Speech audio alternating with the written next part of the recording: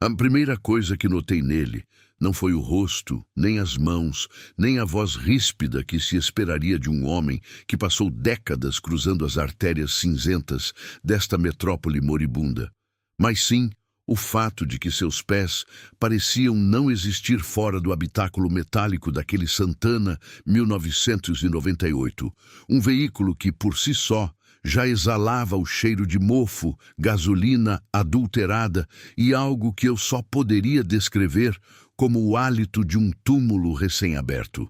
Eu o observo há exatamente 3 anos. 6 meses e 12 dias, sempre da janela do meu apartamento no 3º andar. Um ângulo privilegiado que me permite ver a praça onde ele estaciona pontualmente às 11 da noite, permanecendo ali, imóvel, até que o primeiro raio de sol comece a desbotar o negrume do céu urbano. Ele nunca desce, nunca abre a porta para esticar as pernas, nunca caminha até a lanchonete da esquina para um café requentado, nunca sequer baixa o vidro para sentir a brisa úmida da madrugada que sopra do rio poluído. Ele é uma extensão mecânica, uma peça de reposição feita de carne e osso que foi soldada ao banco de couro rachado. E essa constatação começou como uma curiosidade mórbida, evoluindo para uma obsessão que hoje consome cada fibra do meu juízo. Existe algo profundamente errado com um homem que renuncia à sua própria bipedalidade para se tornar um centauro de ferro e borracha, e eu sabia que, mais cedo ou mais tarde, a curiosidade me levaria até o banco de trás daquele santuário de claustrofobia. O gancho que me prendeu a essa história foi o silêncio absoluto que emana daquele carro. Um silêncio que parece abafar o ruído dos outros veículos e o latido dos cães de rua. Dizem os fofoqueiros do bairro, aqueles que ainda têm coragem de sussurrar sobre o assunto, que ele está lá desde que o asfalto desta rua era apenas barro e que ninguém, absolutamente ninguém, jamais o viu pisar no chão. A lenda urbana diz que, se ele saísse, o carro simplesmente se desintegraria em uma pilha de ferrugem e poeira, pois a única coisa que mantém a estrutura coesa é a força vital dele, drenada lentamente através dos pedais de embreagem e freio. É uma simbiose parasita, onde a máquina consome o homem enquanto lhe oferece a ilusão de movimento. Eu precisava saber se o calor humano ainda existia ali dentro, ou se ele já havia se transformado em um circuito de fluidos hidráulicos e memórias fossilizadas. Por isso, naquela noite de terça-feira, quando a névoa estava tão densa que os postes de luz pareciam fantasmas enforcados, eu desci as escadas, saí pelo portão de ferro e caminhei em direção à silhueta escura, estacionada sob a sombra de uma figueira centenária, cujas raízes pareciam tentar estrangular o meio-fio. O cenário era a personificação do abandono. A praça, outrora um lugar de lazer, agora era um cemitério de bancos quebrados e balanços que rangiam com o vento, produzindo um som metálico que parecia um lamento agudo. O Santana estava lá, com a pintura preta descascada, revelando manchas de zarcão que pareciam feridas expostas. A placa, tão gasta que os números eram borrões ilegíveis, vibrava levemente com o pulsar de um motor que eu nem sabia que estava ligado. Tamanha era a suavidade do ruído, um ronronar subatômico que fazia os ossos do meu peito tremerem. Quando me aproximei da porta traseira, o ar ao redor do veículo pareceu esfriar uns 10 graus. Minha mão hesitou na maçaneta de plástico ressecado. Havia um conflito interno, um grito primal no fundo da minha mente, me implorando para voltar para a segurança do meu apartamento, para trancar as portas e nunca mais olhar para aquela praça. Mas o mistério era uma corrente que me puxava para o abismo. Eu puxei a trava. O som foi como o estalar de um osso seco. Ao entrar, o cheiro me atingiu como um soco. Não era apenas o mofo. Era o odor de tempo acumulado, de suor que secou e foi sobreposto por mais suor durante décadas, de tabaco antigo e algo que lembrava formaldeído. O interior era uma cápsula do tempo distorcida. Não havia luz de cortesia. A única iluminação vinha do painel, cujos ponteiros estavam todos travados no máximo, como se o carro estivesse viajando a 300 quilômetros por hora enquanto estava parado. O motorista não se moveu. Sua nuca era uma paisagem de rugas profundas. A pele tinha a cor e a textura de pergaminho molhado, e seus cabelos eram raros fios brancos que pareciam grudados ao couro cabeludo por uma secreção oleosa. Eu limpei a garganta, minha voz saindo trêmula, quase um sussurro ridículo diante da magnitude daquela presença.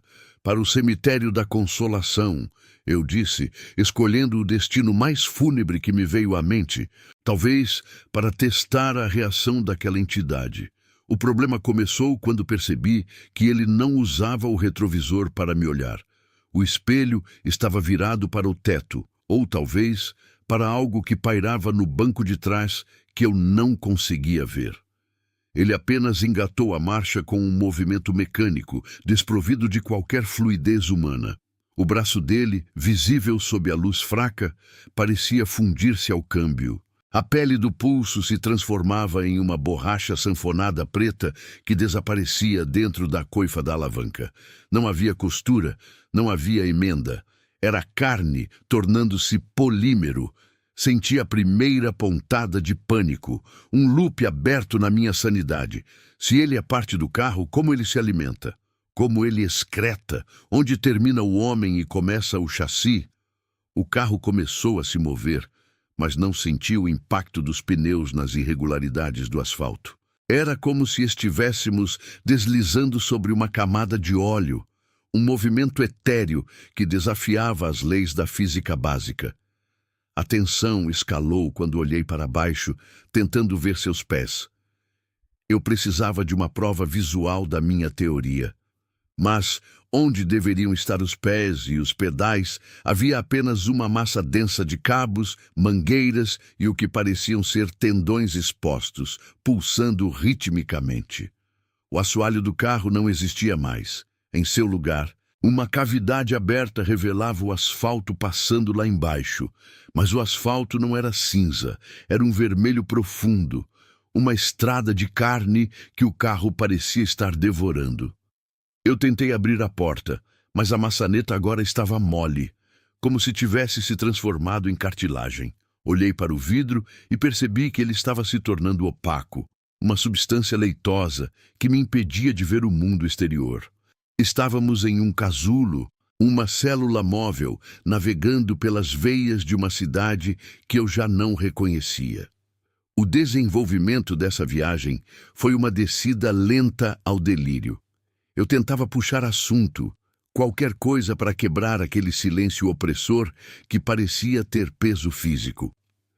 "Há quanto tempo você dirige?" perguntei, e minha própria voz soou estranha, como se estivesse vindo debaixo d'água. O motorista não respondeu com palavras. Em vez disso, o rádio, um modelo antigo de toca-fitas, começou a chiar e a expelir uma massa de fita magnética que se desenrolava como tripas negras pelo console. Daquela estática, vozes começaram a emergir. Não eram estações de rádio, eram fragmentos de conversas de passageiros anteriores, gritos de socorro, risadas histéricas e orações sussurradas em línguas que morreram antes da invenção da escrita. "Eu nunca saio." A voz finalmente veio, mas não da boca do homem. Ela emanava de todos os lugares, das saídas de ar, do estofamento, dos alto-falantes estourados.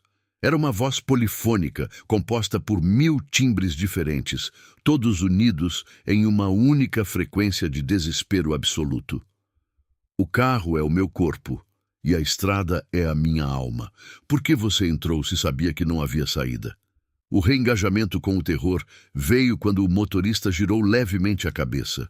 Não foi um giro completo, mas o suficiente para eu ver o perfil. Onde deveria estar a orelha, havia uma entrada de fone de ouvido de grandes dimensões, sangrando um óleo negro e viscoso. O olho que consegui vislumbrar não tinha íris ou pupila. Era uma lente de vidro convexo, refletindo a minha própria face, aterrorizada de forma distorcida, como se eu fosse um inseto prestes a ser esmagado. O padrão de horror foi interrompido por um solavanco violento. O carro parou. Mas não paramos no cemitério. Estávamos no meio de uma ponte que não ligava nada a lugar nenhum, suspensa sobre um abismo de neblina pulsante. O motorista finalmente soltou o volante, mas suas mãos não caíram no colo. Elas permaneceram suspensas, presas por fios de aço finos como teias de aranha que desciam do teto do veículo. O clímax desta primeira parte da minha aprovação se deu quando ele finalmente falou de novo, e desta vez a voz era apenas uma, a minha própria voz, mas com 10 anos a mais de idade, uma versão exausta e derrotada de mim mesmo. Você sempre esteve aqui, disse a voz vinda do motorista. Eu sou apenas o que sobrou de você depois de tanto observar pela janela. Você olhou tanto para o abismo que o abismo comprou um carro e veio te buscar para uma corrida sem fim. Eu olhei para minhas próprias mãos e vi, com um horror que me fez querer vomitar o coração, que a pele das minhas palmas estava começando a adquirir a mesma textura do couro do banco. Pequenos filamentos de cobre começavam a brotar das pontas dos meus dedos, tentando encontrar entrada nas ranhuras da porta. Eu não era mais um passageiro. Eu era matéria-prima para a manutenção daquele organismo cibernético. A grande revelação veio quando olhei para o banco do carona. Havia um esqueleto, mas não de um ser humano, e sim de uma poltrona que havia sido descascada até o metal. E ali repousava um taxímetro que não contava dinheiro, mas sim os batimentos cardíacos que me restavam. O número decrescia rapidamente. Cada pulsação era um centavo a menos na minha conta de existência. O motorista nunca sai do carro, porque ele é o sacrifício necessário para que a cidade continue girando, para que o trânsito flua, para que a ilusão da civilização se mantenha. Ele é o escravo de uma engrenagem maior, e agora ele precisava de um substituto, ou talvez de um companheiro de cela. A conclusão desta etapa inicial é o entendimento de que a curiosidade é, de fato, a ferramenta mais afiada do destino. Eu entrei no carro por vontade própria, ignorando todos os sinais, todos os instintos de preservação que a evolução levou milênios para construir. O payoff é a compreensão súbita de que a porta não está apenas travada. Ela foi soldada à minha realidade. Não existe mais um fora. O mundo lá fora, a praça, o meu apartamento, a figueira, tudo agora são apenas imagens projetadas no para-brisa. Um filme em loop para manter a mente do motorista ocupada enquanto o corpo é processado. Eu sinto o calor do motor subindo pelas minhas pernas, um calor que não aquece, mas consome. O Santana ruge, um som que agora entendo ser um lamento de dor, e engata a primeira marcha. Estamos prestes a começar a verdadeira viagem, aquela que atravessa as camadas da consciência urbana e mergulha nos túneis que não constam em nenhum mapa geográfico. Se você estiver ouvindo isso, se estas palavras chegarem até você através de algum fenômeno de rádio, ou se você as ler em algum fragmento de papel jogado ao vento, não cometa o erro de olhar para o taxista da sua rua. Não tente decifrar o mistério de quem nunca sai de trás do volante. Algumas verdades são como o sol. Você não deve olhar diretamente para elas, ou acabará cego, ou pior, acabará fazendo parte da própria luz. Fique atento para o que está por vir, pois a estrada é longa e a gasolina é feita de sonhos esquecidos. Acompanhe a continuação deste relato, se sua sanidade permitir, na parte 2, onde descreverei as paisagens que vi quando o carro finalmente acelerou para além dos limites da luz. Por enquanto, apenas ouça o som do motor. Ele está chamando o seu nome. Você consegue ouvir? Ele está logo ali, na esquina, esperando pelo próximo passageiro que terá a audácia de abrir a porta. Não seja você. Ou talvez seja tarde demais. Compartilhe esta história com aqueles que você deseja salvar, ou com aqueles que você deseja que se juntem a nós nesta frota fantasma. A corrida só começou. O cheiro não é de couro velho, nem de cigarro barato ou daquele aromatizante de pinheiro pendurado no retrovisor que tenta, sem sucesso, mascarar a podridão. O cheiro que emana do banco da frente é algo visceral, uma mistura metálica de sangue seco com o odor acre de fluidos hidráulicos que parecem vazar dos poros do motorista. Eu estou aqui dentro há tempo demais para ignorar a simbiose grotesca que se desenrola diante dos meus olhos, e a cada quilômetro que o taxímetro avança, a realidade lá fora parece se tornar uma película borrada, uma projeção cinematográfica de uma cidade que eu já não reconheço mais. O taxista não se moveu 1 milímetro sequer desde que cruzamos a ponte, e eu começo a desconfiar que sua coluna vertebral não é feita de osso e medula, mas sim de uma liga de ferro e borracha que se fundiu permanentemente ao encosto do banco de motorista. A luz do painel, um verde fantasmagórico e intermitente, ilumina a nuca dele, revelando dobras de pele que parecem ter cicatrizado em volta dos fios de cobre que saem debaixo do painel, conectando o sistema nervoso daquele homem, se é que ele ainda pode ser chamado assim, às entranhas mecânicas do veículo. Tentei puxar a maçaneta mais uma vez, um movimento instintivo de preservação, mas o metal está frio, imóvel, como se fizesse parte de uma peça única de fundição. Não há trancas visíveis, apenas uma superfície lisa e impenetrável que me mantém prisioneiro neste cubículo de metal e desespero. A tensão no ar é tão espessa que sinto dificuldade em respirar. O oxigênio parece ter sido substituído por vapores de gasolina e o hálito pesado de algo que morreu e esqueceu de apodrecer. Eu olho para o lado, para as ruas que desfilam lá fora, e percebo que as pessoas nas calçadas não possuem rostos, são apenas borrões de carne cinzenta que caminham em um ritmo sincopado, ignorando completamente este táxi que desliza silenciosamente pelo asfalto úmido. Porque ninguém olha.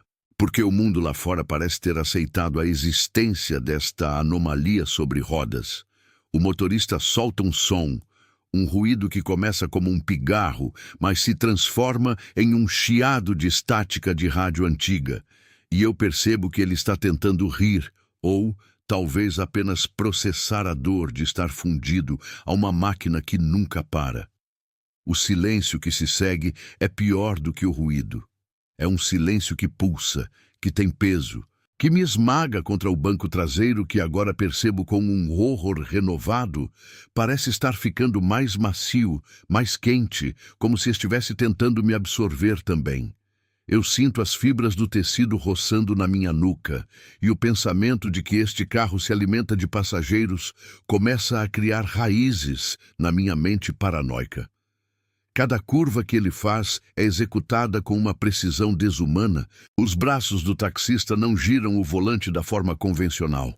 Os cotovelos estão travados, e o movimento parece vir de dentro da caixa de direção, como se o carro soubesse o caminho e o homem fosse apenas uma decoração macabra para dar uma ilusão de controle. Eu começo a notar detalhes que antes passaram despercebidos. Não há pedais sob os pés dele. Ou melhor, onde deveriam estar os pés. Há apenas uma massa de cabos e tubos transparentes por onde corre um líquido escuro e viscoso, pulsando no ritmo do motor. O que acontece se ele precisar de combustível? Será que o sangue dele é o combustível? Ou será que o combustível se tornou o seu sangue em uma transfusão eterna e maldita? A minha curiosidade é um veneno e eu me inclino para a frente, tentando ver o rosto dele através do espelho retrovisor central. Mas o espelho está inclinado de uma forma que só mostra os meus próprios olhos, arregalados, injetados de sangue, refletindo o pavor de quem percebeu que entrou em um caixão motorizado. O rádio subitamente começa a emitir sons, não música, mas vozes sobrepostas, centenas delas, sussurrando nomes e endereços, destinos que nunca foram alcançados, orações interrompidas pelo barulho de ferragens retorcidas. É a trilha sonora de todas as tragédias ocorridas neste asfalto, e o taxista parece se deleitar com isso, balançando levemente a cabeça, um movimento que faz a pele do seu pescoço estalar como couro velho sendo esticado até o limite. Estamos agora passando por um setor da cidade que eu nunca vi em mapa nenhum, onde os prédios são feitos de uma substância que lembra obsidiana e as janelas brilham com uma luz interna avermelhada, como se houvesse incêndios contínuos dentro de cada apartamento. A velocidade aumenta, o ponteiro do velocímetro trepida na zona vermelha, mas não sinto o vento. Não ouço o som dos pneus contra o chão. O carro parece flutuar sobre a angústia urbana, uma bolha de realidade distorcida que desafia as leis da física e da sanidade. Eu grito, uso toda a força dos meus pulmões para exigir que ele pare, para implorar por misericórdia. Mas a minha voz morre na minha garganta, sufocada pela atmosfera densa. O taxista, pela primeira vez, faz um gesto. Ele levanta a mão direita, que está permanentemente grudada à alavanca de câmbio, e aponta para o porta-luvas. Com as mãos trêmulas, eu estendo o braço e abro o compartimento, esperando encontrar documentos ou talvez uma arma. Mas o que encontro é algo muito mais perturbador. Uma coleção de dentes humanos, centenas deles, de todos os tamanhos e estados de conservação, soltos e tilintando uns contra os outros com a vibração do motor. Entre os dentes, há uma fotografia Polaroid desgastada, mostrando este mesmo carro estacionado em frente à minha casa, 20 anos antes de eu nascer, e no banco do motorista, a mesma silhueta imóvel. O terror se torna uma náusea física. Eu começo a entender que o tempo aqui dentro não funciona como lá fora. Os segundos se dilatam em horas de observação agonizante. Eu observo o couro do banco da frente e noto que há tatuagens nele, marcas de nascença, cicatrizes que pertenciam a seres humanos antes de serem esticadas e curtidas para servirem de estofamento. O carro é um mosaico de vítimas, uma tapeçaria de carne e aço que percorre as veias da metrópole, coletando o seu dízimo de almas perdidas. O taxímetro não marca mais dinheiro.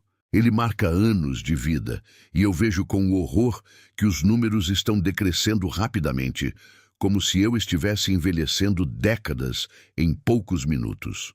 Minhas mãos, que antes eram firmes, agora mostram as manchas da idade e o tremor da senilidade prematura. Eu tento chutar o vidro da janela, mas o material é resiliente. Ele absorve o impacto com uma maciez orgânica, como se eu estivesse chutando a parede de um estômago. O taxista então vira levemente o tronco, e eu ouço o som horrível de carne se rasgando onde ele está grudado ao banco. Ele não me olha nos olhos. Ele olha através de mim, para um ponto no vazio, e sua boca se abre para revelar que não há língua, apenas um microfone antigo encravado na garganta, de onde sai a voz rouca que me instrui a não lutar contra o inevitável. A progressão dessa jornada é uma escalada para o abismo, e a cada interrupção de padrão, como quando ele desvia de um obstáculo inexistente ou quando o carro atravessa uma parede sólida como se fosse fumaça, eu sinto a minha consciência se esgarçar.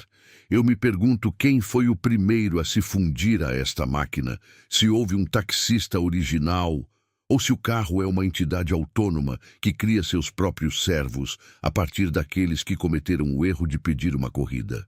A luz lá fora agora é de um roxo doentio, e as sombras das árvores parecem dedos que tentam agarrar o chassi.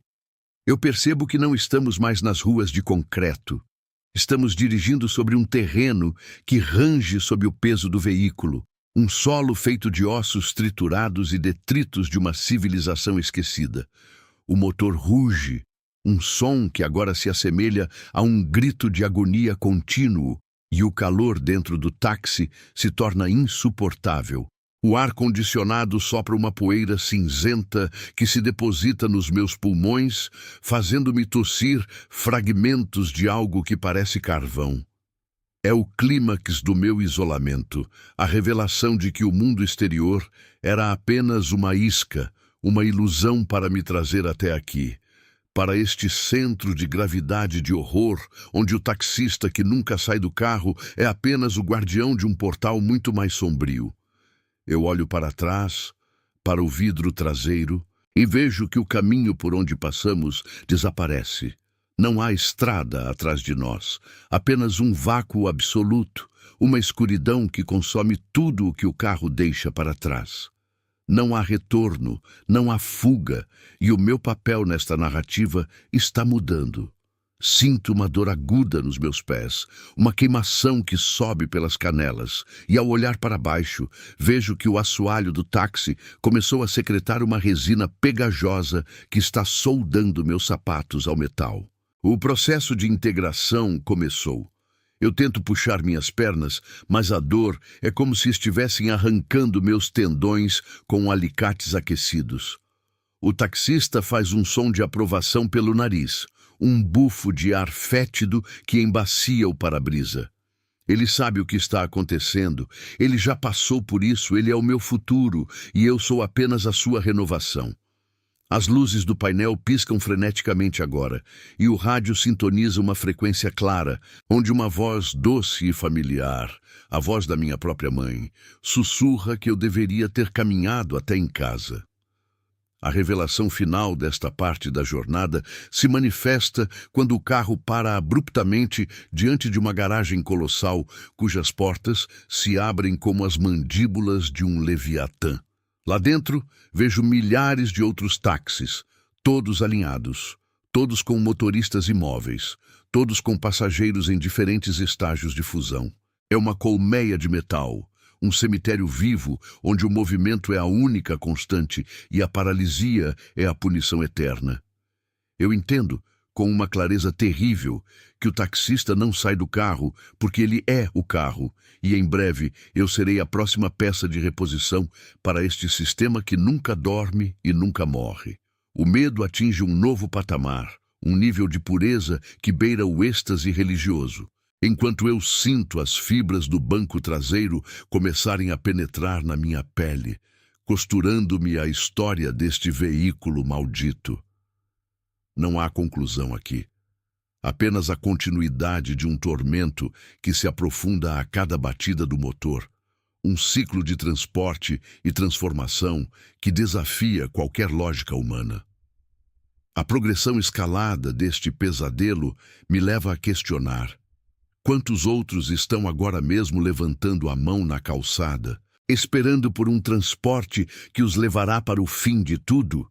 Se você ouvir o som de um motor que soa como um suspiro humano, se sentir o cheiro de ozônio e morte antes de abrir a porta, fuja enquanto suas pernas ainda lhe pertencem. Pois uma vez que você entra, o destino já não importa mais.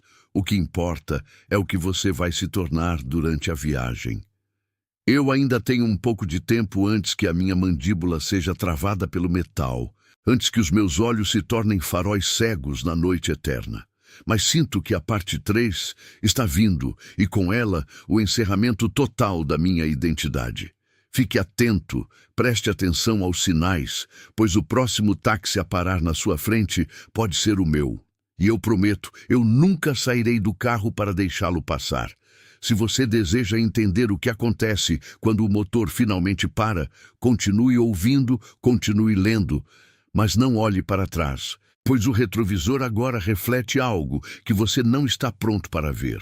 Acompanhe a conclusão desta descida ao inferno mecânico no capítulo final, onde os segredos do taxista serão finalmente expostos e a minha própria metamorfose será completa. O taxímetro ainda está rodando. Você tem coragem de continuar essa corrida até o fim? O som que as travas das portas fizeram não foi o estalo seco e metálico de um dispositivo de segurança comum, mas um ruído orgânico, algo como um osso se encaixando perfeitamente em uma articulação úmida e faminta. Naquele momento exato, a última faísca de negação que eu mantinha dentro do peito se apagou, deixando apenas o frio cortante da certeza absoluta de que eu não sairia daquela cabine por vontade própria. O ar dentro do táxi, que antes era apenas pesado e viciado, transformou-se em uma névoa densa de miasmas e ozônio, um cheiro de carne queimada, misturado com graxa de motor e flores de cemitério em decomposição. Eu olhei para a nuca do motorista, para aquela rigidez inumana que ele mantinha desde o momento em que entrei, e percebi que o que eu via não era um homem vestindo um terno escuro, mas uma casca, um exoesqueleto de tecido e queratina, que se fundia imperceptivelmente ao estofado do banco. O couro do assento sob minhas coxas começou a pulsar. Eu sentia uma vibração rítmica, lenta e profunda, como o batimento cardíaco de uma criatura abissal que despertava de um sono de séculos sob o peso do asfalto. Minhas mãos, trêmulas e suadas, tatearam freneticamente o painel da porta em busca de qualquer alavanca, qualquer botão de emergência. Mas a superfície era lisa, quase macia, assemelhando-se mais a uma pele endurecida do que a plástico ou metal.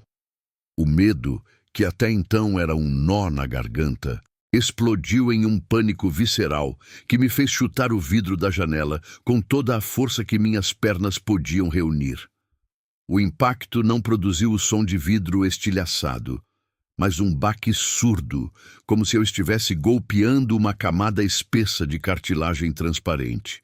O vidro se deformou, absorvendo o golpe, e retornou à sua forma original com uma elasticidade obscena. Eu estava preso no estômago de uma besta de metal e borracha, e o motorista, aquela presença silenciosa e imóvel à minha frente, era o cérebro, ou talvez apenas o parasita que controlava o hospedeiro. Ele finalmente se moveu. Não foi um movimento brusco, mas uma torção lenta do pescoço que produziu um rangido de metal enferrujado rangendo contra tendões secos. Ele não virou a cabeça completamente para trás, parando em um ângulo impossível, permitindo que eu visse apenas o perfil de sua face na penumbra verde-limo do painel. A pele do rosto dele era translúcida e esticada sobre a estrutura óssea, revelando engrenagens minúsculas e fios de cobre que pulsavam sob a derme como veias expostas. O olho que eu conseguia ver não possuía íris ou pupila, era apenas uma lente de vidro convexo, refletindo a estrada escura à nossa frente com uma nitidez aterrorizante. Ele não usou a boca para falar, pois seus lábios estavam costurados por finos fios de arame farpado, mas uma voz emanou diretamente dos alto-falantes do carro, uma voz que era um amálgama de milhares de sussurros de passageiros anteriores, um coro de agonia modulado pela frequência do rádio. Ele me disse que o destino final nunca fora o endereço que eu forneci, pois endereços são conceitos humanos para lugares de passagem. E nós não estávamos apenas passando. Estávamos chegando ao ponto de convergência, ao lugar onde o asfalto termina e a eternidade mecânica começa. As luzes da cidade do lado de fora começaram a se distorcer, transformando-se em linhas de luz fria e esticada, como se estivéssemos acelerando além das leis da física, mergulhando em um túnel de sombras onde o tempo não possuía mais significado. Eu tentei gritar, mas o cinto de segurança, que eu não lembrava de ter colocado com tanta firmeza, apertou-se contra o meu peito com uma força esmagadora. Ele começou a se retrair, puxando-me contra o encosto do banco, e eu senti pequenas agulhas geladas perfurarem minha camisa e penetrarem na minha pele. O carro estava começando a se alimentar de mim. Eu não era mais apenas um passageiro, eu estava sendo processado, transformado em combustível, em matéria-prima, para manter aquela abominação rodando pelas ruas desertas da madrugada. O estofado do banco começou a se abrir em fendas úmidas como lábios famintos, e eu sentia a espuma interna, que parecia mais com tecido muscular esponjoso, envolver meus quadris e minhas costas. A dor era uma agulha quente costurando minha alma ao chassi do veículo. Foi então que eu entendi o segredo do taxista que nunca sai do carro. Ele não pode sair. Ele é o carro. O homem que um dia ele foi fora consumido há décadas, deixando apenas aquela marionete de carne e metal para seduzir os incautos para o abraço de ferro da máquina. Em um último esforço desesperado, ignorei a dor lancinante das agulhas em minhas costas e me inclinei para a frente, enterrando meus dedos no que eu acreditava ser o pescoço do motorista. Minhas unhas rasgaram o tecido do terno e a pele sintética, revelando não sangue, mas um óleo negro e viscoso que fedia a decomposição e antiguidade. Eu puxei com toda a minha força, querendo arrancar aquela máscara, querendo ver o vácuo que habitava o centro daquela existência. O que encontrei foi um emaranhado de cabos de fibra óptica e vértebras de aço inoxidável que se conectavam diretamente à coluna de direção. O taxista soltou um som que era um misto de estática de rádio e um grito de animal ferido. O carro deu um solavanco violento, saindo da estrada e mergulhando em um vazio absoluto onde não havia mais chão, apenas a sensação de queda livre em uma escuridão infinita. O painel de instrumentos começou a girar loucamente, os ponteiros de velocidade e combustível ultrapassando os limites físicos, quebrando os vidros dos mostradores. Nós estávamos no coração da colmeia, o lugar para onde todos os veículos amaldiçoados retornam para descarregar sua colheita de almas. Vi, através das janelas embaçadas, milhares de outros táxis, ônibus e caminhões, todos fundidos uns aos outros em uma massa arquitetônica de metal retorcido e carne pulsante que se estendia até onde a vista não podia alcançar. Era uma metrópole de ferro velho viva, um organismo colossal composto por todos os transportes que já desapareceram sem deixar rastros. Eu senti minhas pernas perderem a sensibilidade, transformando-se em extensões dos pedais sob o banco. Meus braços estavam se tornando rígidos, a pele adquirindo um brilho metálico, as pontas dos meus dedos se fundindo às maçanetas internas. A agonia física era indescritível, mas o horror psicológico era ainda pior, pois eu comecei a acessar as memórias do carro. Eu vi cada passageiro que sentou onde eu estava. Vi a mulher que chorava por um amor perdido em 1984, o homem de negócios que planejava um crime em 1992, o estudante que voltava de uma festa em 2005. Todos eles ainda estavam lá, em algum lugar da estrutura, seus gritos silenciados, transformados em vibrações do motor, suas consciências diluídas no óleo de transmissão. O motorista, agora reduzido a um monte de cabos pendentes e uma face desmoronada, virou-se completamente para mim. Sem os olhos de vidro, o que restava eram 2 buracos negros que sugavam a pouca luz que emanava do rádio. Ele estendeu uma mão que terminava em pinças de metal e tocou minha testa. O toque foi um choque elétrico que queimou todas as minhas defesas. Ele me transferiu o fardo. Eu senti a consciência dele, ou o que restava dela, escorregar para fora daquela casca e se dissipar no vácuo da colmeia, deixando-me sozinho no comando. Eu entendi, com uma clareza desesperadora, que a sucessão havia ocorrido. O carro precisava de um novo motorista, uma nova interface para interagir com o mundo dos vivos, e eu fui o escolhido pela minha solidão, pela minha vulnerabilidade naquela noite chuvosa. O processo de fusão estava completo. Minhas vísceras eram agora mangueiras de combustível, meus pulmões eram filtros de ar saturados, meu coração era o bloco do motor, batendo em um ritmo de pistões e explosões controladas. O ambiente ao redor mudou subitamente. O vazio da colmeia desapareceu e eu me vi novamente no asfalto molhado da cidade, estacionado sob um poste de luz que piscava ritmicamente. A chuva continuava a cair, lavando o sangue e o óleo que escorriam pelas minhas novas juntas.